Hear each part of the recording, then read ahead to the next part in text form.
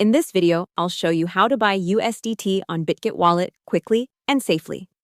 First, open the Bitget Wallet app and unlock it. Make sure you're in the correct wallet account at the top, and that you've selected the network where you want to hold your USDT, such as Ethereum or BNB chain. On the home screen, look for a button like Buy Crypto or a fiat on-ramp option.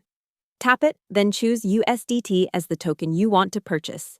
Next, select your fiat currency and type the amount of money you want to spend. Now you'll see a list of payment partners or providers and different methods, such as bank card, Apple Pay, or other local payment options. Check the rate, fees, and limits, then pick the one that suits you best and tap Continue. You'll be redirected to the provider's payment page. Enter your card or payment details, complete any required verification, and confirm the purchase. Once the payment is successful, wait a short moment, then go back to Bitget Wallet. Your new USDT balance should appear under the selected network, and you can view the transaction in your history. Hope the tutorial was helpful. Subscribe to my channel, and see you in the next video.